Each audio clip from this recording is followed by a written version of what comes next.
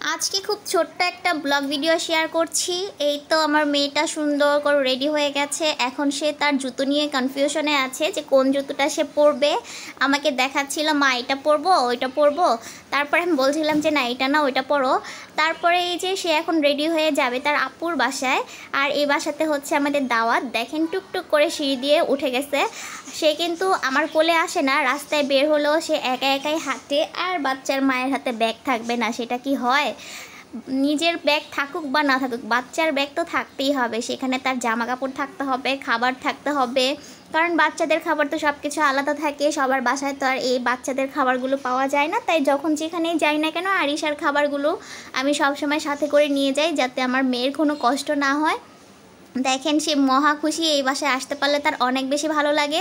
তারপরে এই যে মিমি খাওয়া শুরু করে দিচ্ছে।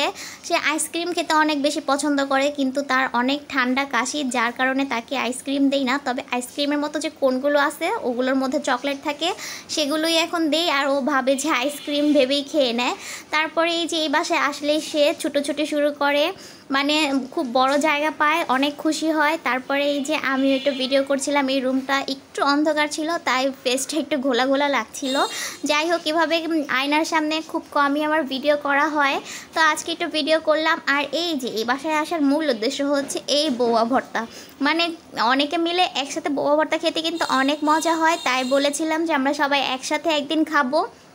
তারপর আন্টি বললো ঠিক আছে, তাহলে আর দেরি করার কি দরকার, তাড়াতাড়ি খেয়ে ফেলি। তারপরে এই তো সবাই মিলে একসাথে আসলাম, এই বাসায় খাওয়া দাওয়া করছি। আর আজকের ভিডিওটা এই পর্যন্তই। আল্লাহ হাফেজ।